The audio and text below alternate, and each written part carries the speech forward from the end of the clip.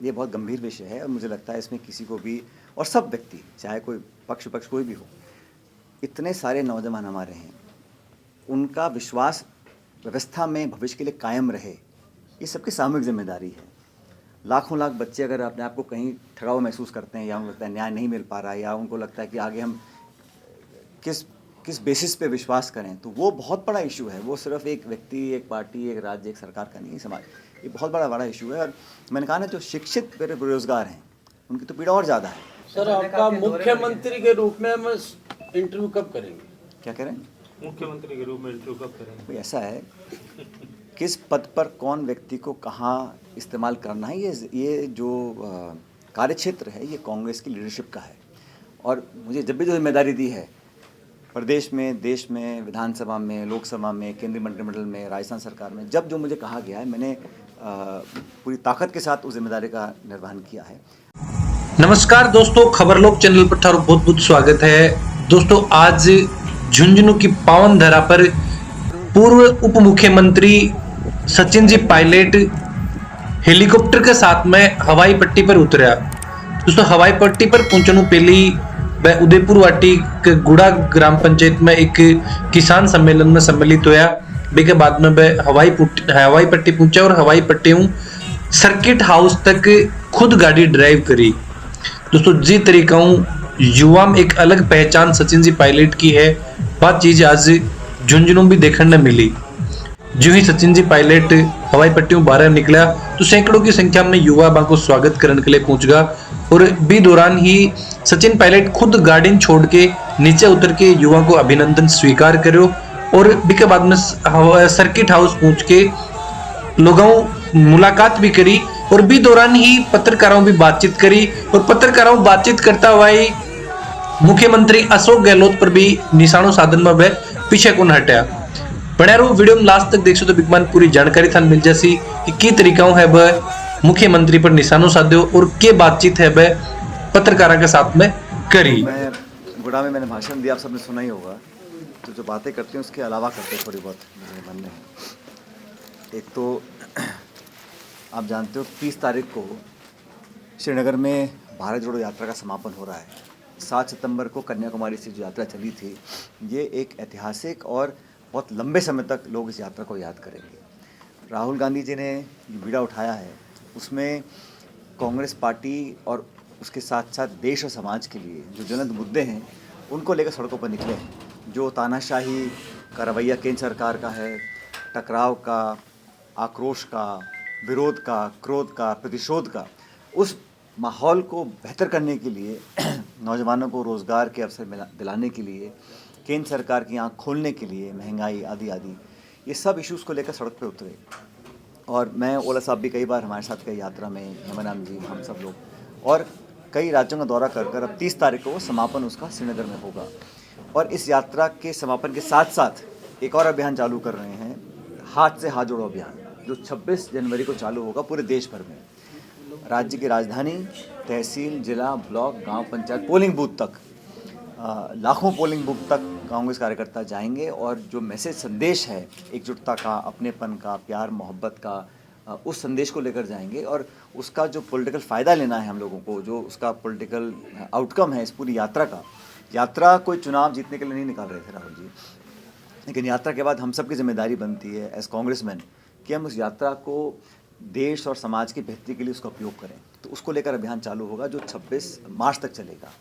और अभी तक जो प्रोग्राम बनाया है उसमें प्रियंका जी लगभग हर राज्य की राजधानी में जाएंगी और नौजवानों, महिलाओं को उसमें जोड़ेंगी इस अभियान के साथ। तो वो हमारा पार्टी का प्रोग्राम चल रहा है।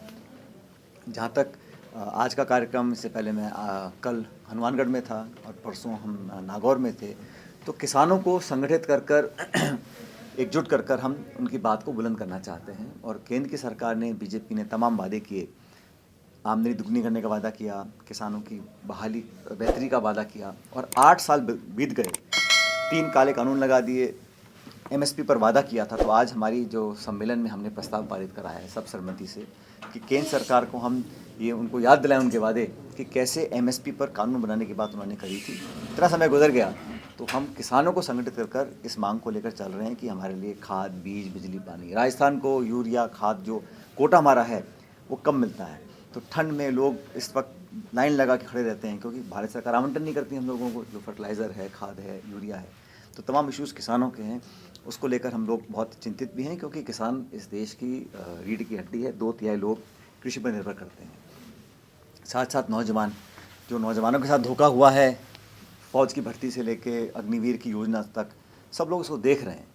और नौजवानों के लिए हम सब की बहुत चिंता है, क्योंकि सबसे युवा देश हिंदुस्तान है। लेकिन युवा जो खासकर शिक्षित हैं, उन लोगों के लिए अगर हम रास्ते नहीं खोजेंगे, रोज़गार के, एम्प्लॉयमेंट के, एजुकेशन के साथ साथ उनको एक बेहतर जीवन जीने का अधिकार है, तो नई पीढ़ी को उम्मीद जगी रहनी चाहिए।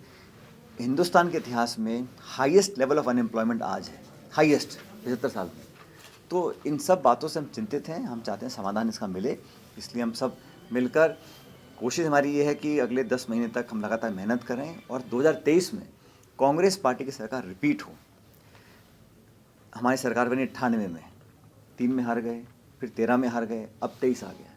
तो हम सबका ध्येय यही है कि हम इस कांग्रेस, ये परिपाटी बनी हुई है, इसको समाप्त करके कांग्रेस पार्टी की विजय कराएं राजस्थान में, मध्य प्रदेश में, छत्तीसगढ़ में। तो राजस्थान में मुझे लगता है कि हम सरकार, संगठन, नेता, कार्यकर्ता मिलकर काम करेंगे तो जनता का पुनः आशीर्वाद हम लोगों को प्राप्त होगा। बीजेपी पूरी ताकत से लगी हुई है, लेकिन उनमें इतनी अंदर अफरा तफरी है, बंदरबाट है और संघर्ष है कि वहाँ नेतृत्व का पता नहीं पड़ रहा कौन क्या कर रहा है, अलग अलग दिशा में खींच रहे हैं। और 4 साल में भारतीय जनता पार्टी एक जिम्मेदार विपक्ष की भूमिका निभा नहीं पाई, ये जनता जान चुकी है। इसलिए उससे लोगों को उम्मीद नहीं है। लेकिन कांग्रेस की सोच, कांग्रेस के कार्यक्रम, कांग्रेस की हमारा मैनिफेस्टो जो रहा, सबको लोग पसंद करते हैं। और मुझे लगता है कि हम अच्छा मेहनत करें तो 10 महीने के बाद हम लोग दोबारा सरकार बना सकते हैं। सर, मुख्यमंत्री ने पेपर लीक मामले में नेता और अफसरों को क्लीन चिट दी, इसके बारे में क्या कहेंगे? मैंने जो बोलना था भाषण में बोल ही दिया, आप सबने सुना ही है।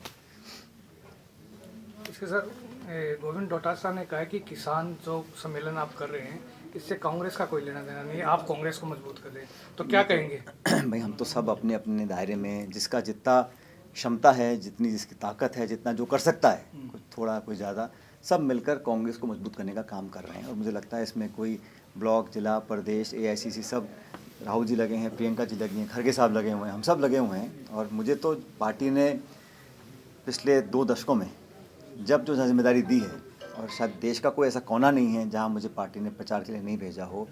जब जब भाजपा को चुनौती देनी होती है, उनको हराना होता है, तो पार्टी हम सबको याद करती है और हम हर जगह जाके प्रचार करते हैं। अभी हिमाचल में चुनाव हुए थे, मैं वहाँ का ऑब्जर्वर था, तो हम लोगों ने वहाँ लगातार मीटिंग करी और सबसे बड़ा योगदान उसमें प्रियंका जी का रहा। जिस प्रकार उन्होंने योगदान दिया और चुनाव में हम लोग जीते हैं। तो ये जो भ्रम पैदा करने की कोशिश की जा रही है कि उत्तर भारत में भाजपा को कांग्रेस नहीं हरा पाती है, तो भ्रम को तोड़ा है ना हमने। जो डबल इंजन की बात करते थे सरकार की, वो एक इंजन सीज हो गया शिमले में, दूसरा इंजन सीज करेंगे 24 में दिल्ली में। तो हम तो बीजेपी को हर जगह उनको चैलेंज कर रहे हैं, आईना दिखा रहे हैं। और मुझे लगता है कि कांग्रेस को जो व्यक्ति अपने घर से, ढाणी से, पंचायत से, ब्लॉक से, जहाँ जो कर सकता है उसको करना चाहिए, ताकि सामूहिक रूप से एकजुटता से हम आगे बढ़ें, ताकि बीजेपी को हम पराजय दे सकें। राजस्थान में आगामी विधानसभा चुनाव किसकी तैयारी? तो हमारे सबके नेता जो राहुल गांधी हैं, सोनिया गांधी जी हैं, खड़गे हमारे अध्यक्ष हैं, सब मिलकर चुनाव लड़ते हैं। सर, भ्रम ये भी पैदा किया जा रहा है कि ये किसान महासभा केवल पायलट साहब की है, ना कि कांग्रेस की है, तो उसके बारे में क्या कहेंगे? उसमें तो ये किसान सभा तो किसानों की है, और किसानों को कांग्रेस से कैसे जोड़ें। मैं आज भी भाषण में कहा कि किसान की कोई जाति नहीं होती है, कौन यादव है, कौन मीना है, कौन ब्राह्मण है, गुर्जर है, जाट है, ये सब बातें जाति। लेकिन किसान जो कौम है, जो मेहनत करता है, और मैं कह रहा हूँ जो हल चलाता है, ट्रैक्टर चलाता है, वो किसान तो है ही, लेकिन जो मजदूरी भी करता है, जो मंडी में काम करता है, जो पूरा एक इकोसिस्टम है कृषि का, वो सभी किसान लोग हैं। किसान से जुड़े हुए हर व्यक्ति, जब आड़त भी करता हो, वो भी किसान से संबंधित है ना। उन सब लोगों को कैसे हम कांग्रेस की तरफ उसका रुझान करें, ये हमारी कोशिश है।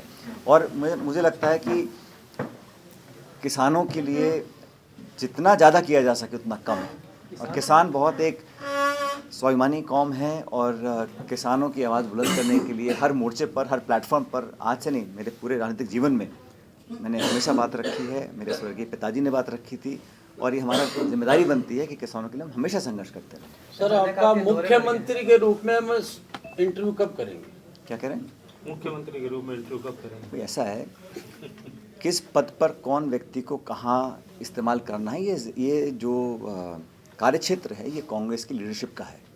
और मुझे जब भी जो जिम्मेदारी दी है, प्रदेश में, देश में, विधानसभा में, लोकसभा में, केंद्रीय मंत्रिमंडल में, राजस्थान सरकार में जब जो मुझे कहा गया है, मैंने पूरी ताकत के साथ उस जिम्मेदारी का निर्वहन किया है। अब भविष्य में क्या होगा मैं भी नहीं जानता हूँ, आप भी नहीं जानते हो, लेकिन हम चाहते हैं कि यहाँ कांग्रेस पार्टी की सरकार रिपीट हो। ये जो सम्मेलन हाईकमान के आदेश पे हो रहे हैं, हम सब जो काम करते हैं, कांग्रेस पार्टी एक बहुत बड़ा परिवार है, और राहुल गांधी जो चल रहे हैं वो किससे चल रहे हैं? वो देश को बचाने के लिए, समाज को बचाने के लिए, और हम सब कांग्रेस पार्टी को मजबूत करने के लिए काम कर रहे हैं, सब मिलकर ही काम कर सर रहे हैं। पेपर के लिए आपने भी सभा में कहा था कि जादूगरी हो गई। मैंने कहा था, जो मैंने कहा कह दिया है, उसके अलावा सर जादूगरी हो गई तो राजस्थान में जादूगर है। मैंने जो कहा था वो उसके मेरा देखो ऐसा है, ये बहुत गंभीर विषय है और मुझे लगता है इसमें किसी को भी, और सब व्यक्ति चाहे कोई पक्ष विपक्ष कोई भी हो, इतने सारे नौजवान हमारे हैं, उनका विश्वास व्यवस्था में भविष्य के लिए कायम रहे, ये सबकी सामूहिक जिम्मेदारी है। लाखों लाख बच्चे अगर अपने आप को कहीं ठगा हुआ महसूस करते हैं, या उनको लगता है न्याय नहीं मिल पा रहा है, या उनको लगता है कि आगे हम किस बेसिस पे विश्वास करें, तो वो बहुत बड़ा इशू है। वो सिर्फ एक व्यक्ति, एक पार्टी, एक राज्य, एक सरकार का नहीं, समाज, ये बहुत बड़ा इशू है। और मैंने कहा ना, जो शिक्षित बेरोजगार हैं उनकी तो पीड़ा और ज़्यादा है। उनको कैसे हम कॉन्फिडेंस दें कि अवसर पैदा होंगे एम्प्लॉयमेंट के, रोज़गार के, ये बहुत बड़ा इशू है। और हमेशा मुझे लगता है जो भी काम हो पारदर्शिता में होना चाहिए और संतोषजनक होना चाहिए। कार्यकर्ताओं के मान सम्मान की बात करते हैं, बसपा के से कांग्रेस में आए विधायक है, वो भी अभी तक कह रहे थे लास्ट टाइम तक कि हमारा सम्मान नहीं हुआ, तो क्या लगता है कि अभी भी सम्मान कहीं ना कहीं बाकी है? ये तो आप सवाल उनसे पूछ सकते हैं। जो नहीं, कार्यकर्ताओं की बात करें तो उनका मान सम्मान तो कह ही रहा हूँ भाई का, हर कार्यकर्ता को पद नहीं चाहिए, और हर एक को पद दे भी नहीं सकते हैं, हम भी सब जानते हैं, क्योंकि कार्यकर्ता तो लाखों हैं, करोड़ों होंगे। लेकिन उन कार्यकर्ताओं का मान सम्मान, उनकी भागीदारी, उनकी सलाह मशवरा, उनको इन्वॉल्वमेंट जो है सरकार में, नीति निर्माण में, छोटे मोटे कामों के अंदर, वो एक जब मिलता है तो कार्यकर्ता को और कुछ नहीं चाहिए। कईयों को तो सिर्फ मान सम्मान के भूखे हैं, पद पोस्ट भी छोड़ दीजिए आप। अब 4 साल हो गए हैं, नियुक्तियां बहुत सारी हुई हैं, हम सब ने देखा है, उसमें कुछ लोगों को मौके मिले हैं, लेकिन हम और कर सकते हैं, ऐसा मैं मानता हूँ। और अधिकारियों पर आपने उठाया कि 5 बजे रिटायर होते हैं। मैंने कहा सुनो, इतनी बड़ी सरकार है, बहुत नियुक्तियां होती हैं, इसमें सब प्रकार के लोग हैं, कुछ एकेडमिक्स से हैं, कुछ साइंस से हैं, कुछ प्रशासनिक अधिकारी हैं, कुछ ब्यूरोक्रेसी से हैं, कुछ जुडिशरी से हैं, और कुछ पॉलिटिकल अपॉइंटमेंट्स हैं। तो मैंने कहा जो भी हम करें उसमें अनुपात अच्छा होना चाहिए, और मैक्सिमम जगह उन लोगों को देनी चाहिए, चाहे वो किसी के भी समर्थक ज़्यादा हों, लेकिन पार्टी के जिन्होंने काम किया, जिन्होंने 5 साल तक सब कुछ दिया, उन लोगों को पर्याप्त और अनुपात अच्छा होना चाहिए। और ऐसा नहीं है कि जो सरकारी नौकरी से रिटायर होते हैं उनको एडजस्ट नहीं किया जाना चाहिए, उनको कहीं पद पोस्ट नहीं देना जाना चाहिए, लेकिन ऐसा नहीं होना चाहिए, ऐसा प्रतीत नहीं होना चाहिए कि जो ब्यूरोक्रेट्स रिटायर होते हैं उनका पड़ा ज़्यादा भारी रहता है मनस्पत कार्यकर्ताओं। सर चुनावी साल है, अभी बजट की भी घोषणा होने वाली है, क्या उम्मीद की जा रही है वो कि पता पड़ जाएगा 8 तारीख को जब बजट आएगा। सर राजेंद्र गुड़ा ने कहा कि राम के जैसे वनवास मिला था तो दिलों में राज कर रहे थे, आपकी तुलना उनसे की है, क्या मानते हैं सर? वो है नहीं, मेरे कल कहाँ है? आप लोग मुझसे पूछ रहे हैं, उन्होंने क्या बोला? सर दूसरी पार्टी से आए हुए हनुमान जी पहले ने आपको इनवाइट किया पार्टी के लिए, तो इसके बारे में क्या कहेंगे? क्या कह रहे हैं आप? सर जो बसपा वगैरह दूसरी पार्टी से आए हुए नेता हैं, क्या कांग्रेस आगामी चुनाव में इनको टिकट प्रदान करेगी? अब टिकट किसको कौन देता है, ये तो पार्टी का लीडरशिप सिस्टम हमारे यहाँ पर है, प्रदेश इलेक्शन कमेटी है, सीईसी है, एआईसीसी है, ये पूरा प्रोसेस है हमारे यहाँ टिकट आवंटन करने का, और मैं इस प्रोसेस का पार्ट रह चुका हूँ। आज भी हम सब अपना फीडबैक देते हैं, लेकिन मुझे लगता है कि जो लोग जिनकी छवि अच्छी है, जो जनता के बीच में काम किए हैं, जो सबको साथ लेकर चले हैं और जो जीत सकते हैं, संभवतः उन्हीं लोगों का चयन करेगी पार्टी उनको टिकट देने का।